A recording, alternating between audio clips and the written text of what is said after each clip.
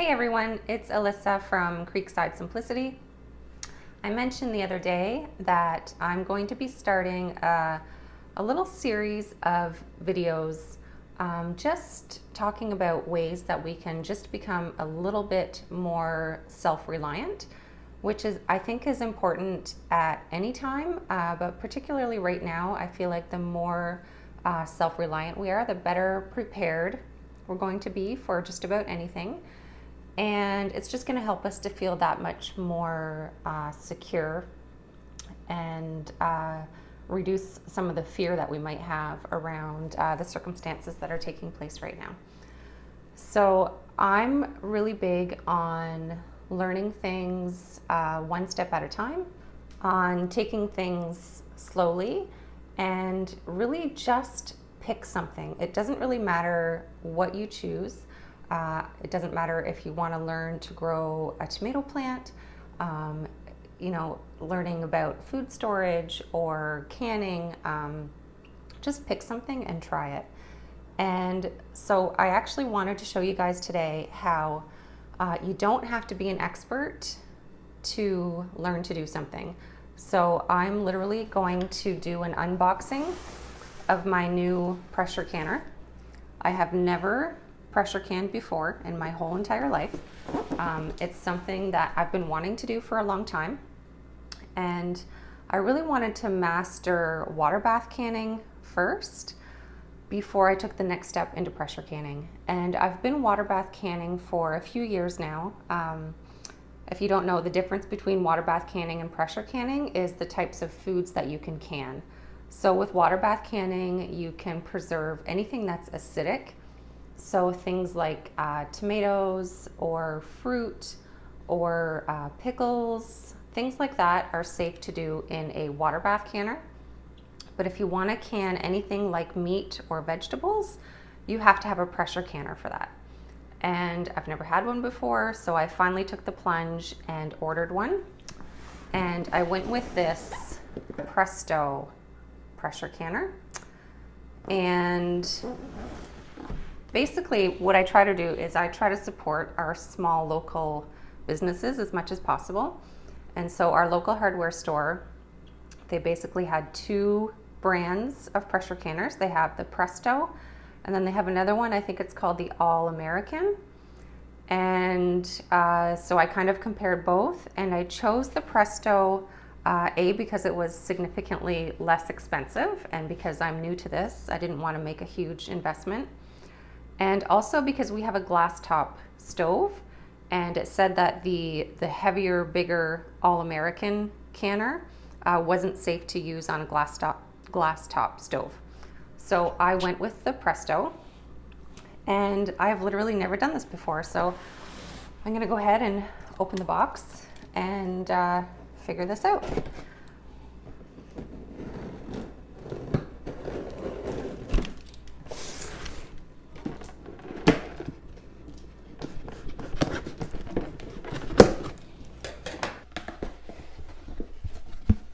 Let's see what we have in here.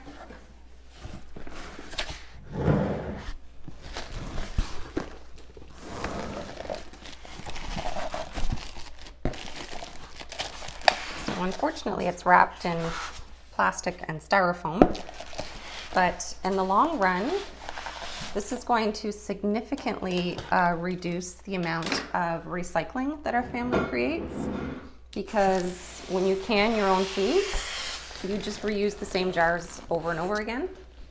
So there's a lot less waste than if you were buying canned foods. So one of the benefits of having a pressure canner is basically you can create your own convenience foods.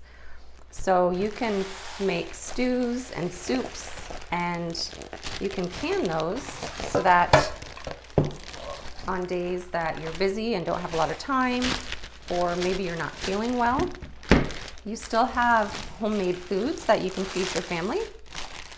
And I also am trying to reduce the amount of things that I'm keeping in my freezers. Our freezer space is kind of precious, and we do buy bulk grass-fed meat, and that kind of takes priority in our freezer. So I'm trying to shift more over to canning versus freezing. So I'm gonna figure out how to get into here. It's all taped up. Okay, it's a pretty good size. I think it's a 21 liter pressure canner.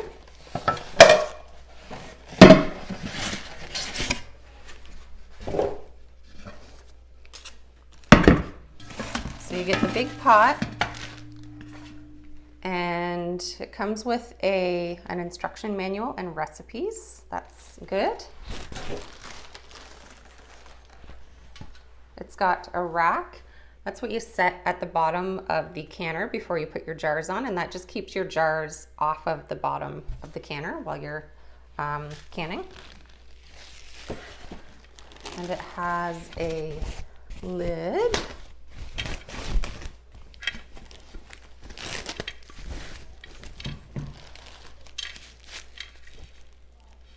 With a seal on it. That's what's going to create the pressure when you're canning.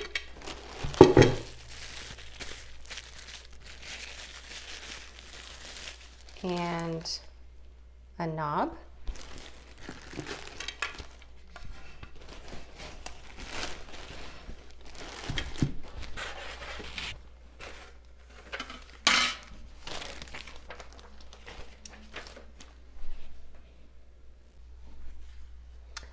Okay, so before I continue with assembling the pressure canner, I'm going to go ahead and just give everything a really good wash with hot soapy water.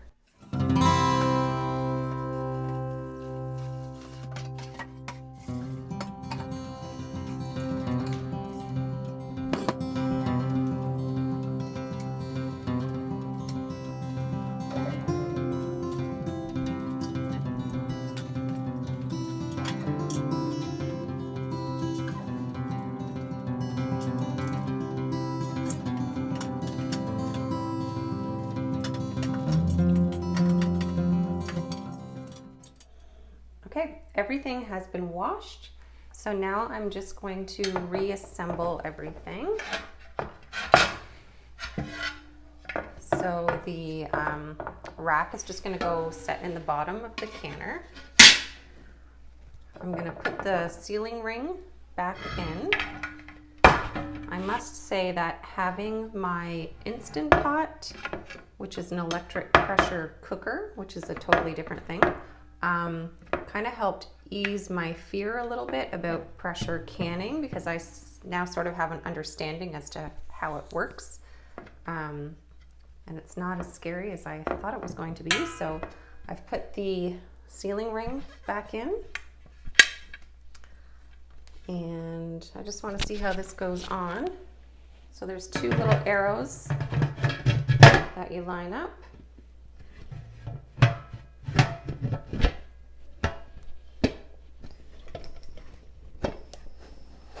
There we go, it's just a tight seal. So you just line up the arrows and then you twist the lid, and then this goes just on top like that. But I'm actually going to use this thing, so I'm going to take the lid back off now that I know how to do it. Again, it's just really well sealed, which I guess is the idea.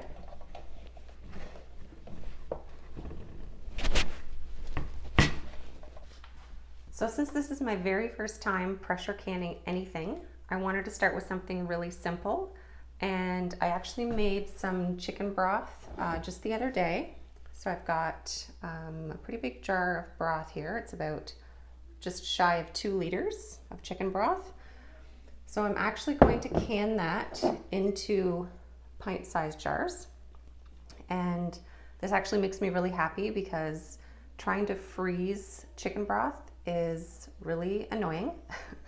And I just love the idea of having just cans of chicken broth on the shelf that I can use at any time. We do use chicken broth a lot, so I'm excited about that. Luckily, this instruction manual has a recipe book. So I'm just reading what is necessary for canning chicken stock. And it's telling me to process it at 10 pounds pressure. So this little I don't even know what it's called, pressure thing, is actually like weights. So what you want to do, so all three of them, whoops, is 15 pounds of weight. And I'm actually going to just do 10 pounds. So I'm going to remove the top ring, and that's going to leave me with 10 pounds of pressure. I'm just going to put that little lid back on, it just twists back on. And then I have my 10 pounds of pressure. And so the next thing I'm going to do, because I want to hot pack this, so this broth has been in the fridge obviously, so I'm going to go ahead and put it on the stove and heat it up. And I'm also going to warm up my canning jar lids, just because I've heard that they seal better when the seals are warm instead of cold. So I'm going to go ahead and get that started.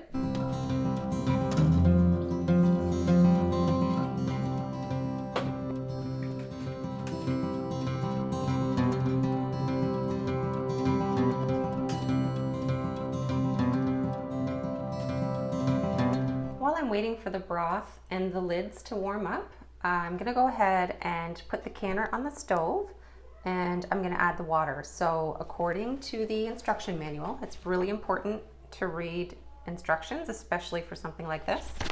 So I'm really thankful for the manual.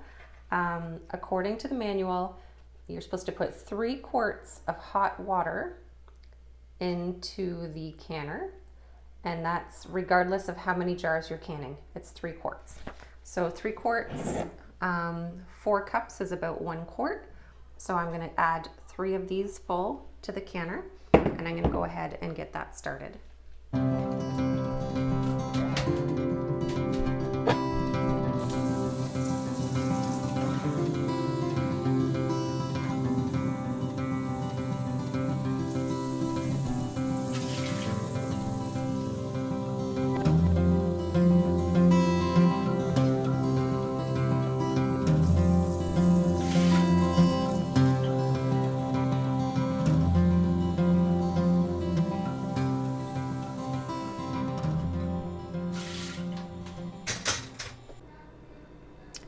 Okay, so I have everything pretty much ready to go here. I have my jars all ready. I'm only doing 4 pint-sized jars, because that's about all the broth I have. I have my funnel, everything's been washed. I have a ladle, and these tongs are for me to take the lids out of the hot water. The broth is nice and hot. Been simmering for a while. The canner has the rack in the bottom for me to set the jars on, and we are good to go. I'm going to go ahead and ladle the broth into the jars. I'm going to leave about 1 inch of headspace at the top of the jars, and I'll be right back.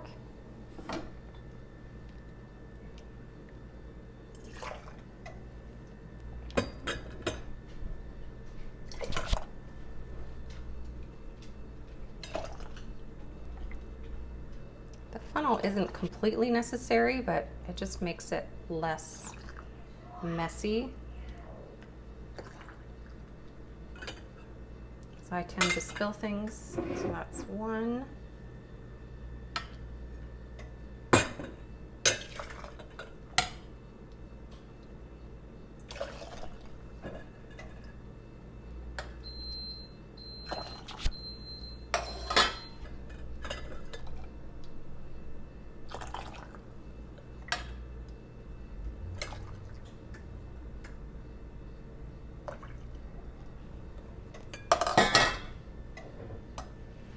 Two.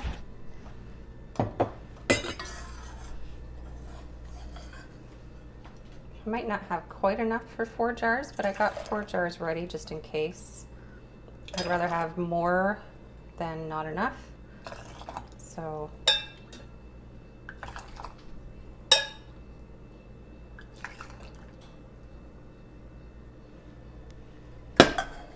there's 3.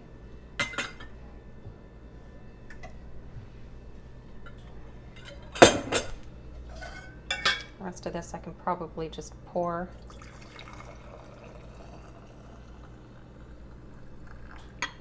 Okay, it's not quite enough to fill the jar. So what I'll probably do with that one is just stick it in the fridge. I'll use it over the next couple of days. So that is ready to go. I'm gonna set this one aside because I'm not gonna use it. Now I just use a bamboo skewer just to make sure there's no air bubbles in the jars. Kind of poke that around.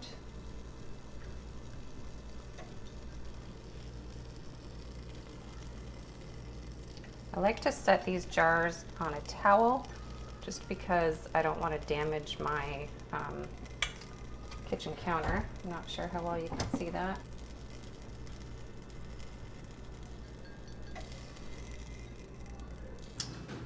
Okay, so there was a little microphone incident, and now we are down to just 2 jars of broth, but that's okay. I'm going to can the 2 jars, and you just want to make sure that you're wiping off the rims of the jars because you need if there's any kind of food or residue on the rims, then the lids won't seal. So I've wiped those off. I'm going to take the lids out of the warm water. Just set them on like that.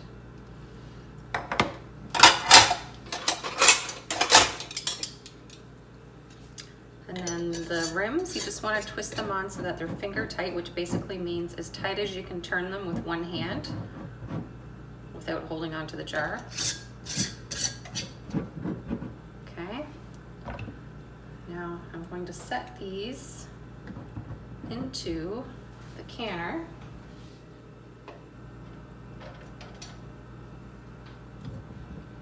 Two little jars, but it's okay because it's good practice, and yeah, we'll see how it goes.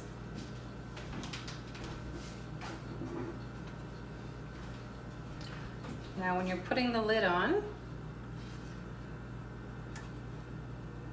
it's got a little V. I don't know how well you can see that. There's a little V marked on the lid, and you have to line it up with the V on the handle of the canner. So I'm gonna line those up, and then you twist it closed like this. Okay, now I'm going to turn the burner on high to get it boiling. And I'm going to wait until some steam starts to come out of here. Okay, I'm not sure how well you can see this, but there is steam coming out of there. So what you're actually supposed to do is let that steam come out for about 10 minutes. So I'm going to go ahead and set the timer for 10 minutes. Then I'll be back. Okay, it's been 10 minutes, and I'm going to go ahead and put the pressure regulator on. And what you want to watch for is you want it to rock.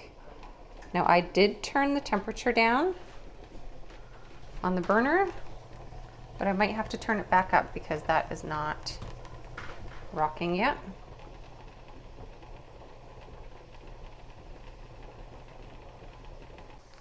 While I wait for that pressure regulator to start rocking, I just wanted to show you this book that I have. So Bernardin is a Canadian brand for canning supplies, jars and lids and things like that.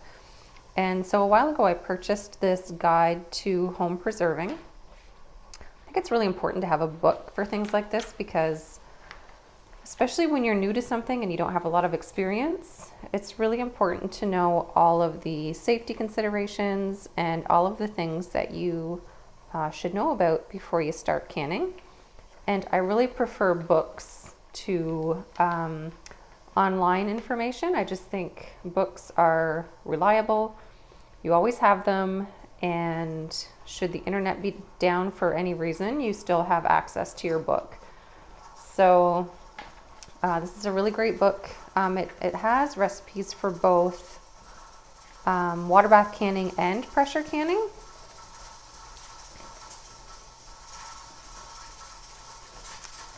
So it's actually color coded here.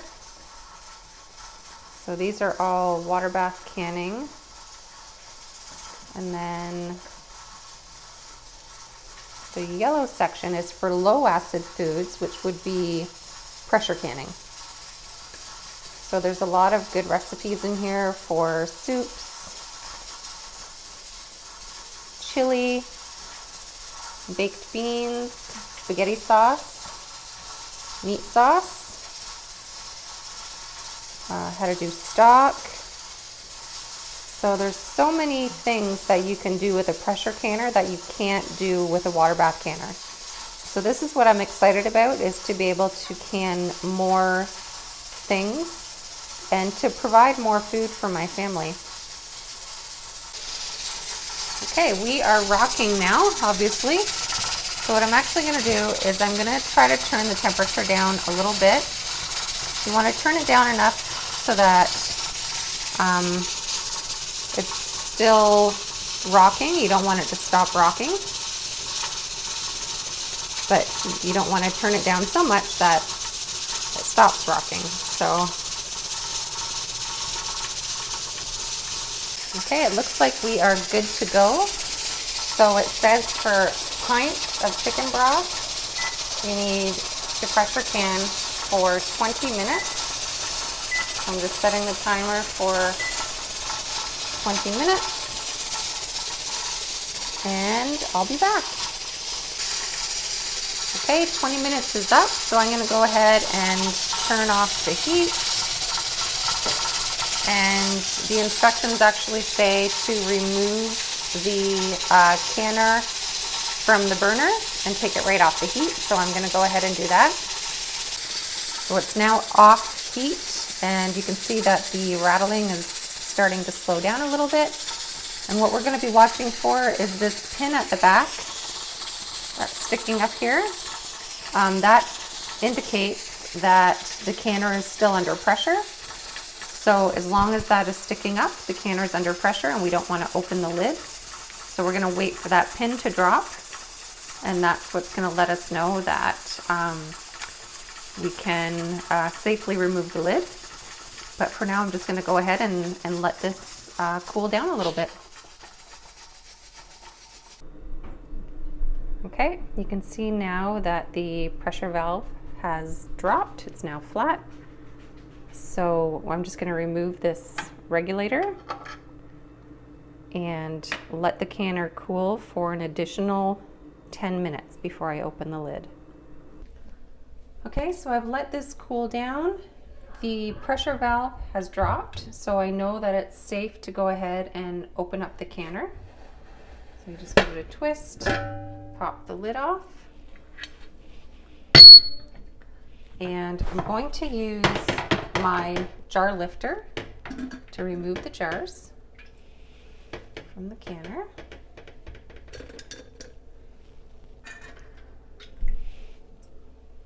It's exciting. Okay, so it looks like one has already sealed. The other one hasn't yet, but it probably will soon now that it's out in the cooler air. I'm going to let these sit for 24 hours. And then I'm going to remove the screw bands because I actually store them without the screw bands on. And that's it. So I'm obviously not a canning expert, since I just showed you guys that this is actually the first time I've ever used my pressure canner. So the point of this wasn't to teach you how to can. The point of this video was to show you how easy it is to learn a new skill, to just choose a skill. It doesn't matter what it is. Choose something that's going to help you be more self-sufficient, help you save money, help you rely just a little bit less on grocery stores and our just-in-time delivery system. And also just the sense of security that comes with knowing that you can grow and preserve your own food. There's no greater sense of security than knowing that you can feed your family. So I hope you guys enjoyed this video, and stay tuned because I'm going to have more of these types of videos coming up where I just kind of walk you through some of the simple things that we do here on the homestead in order to increase our self-reliance. Thanks for watching, and don't forget to hit the subscribe button so that you can be notified when I have another video coming out. Thanks for watching. Bye for now.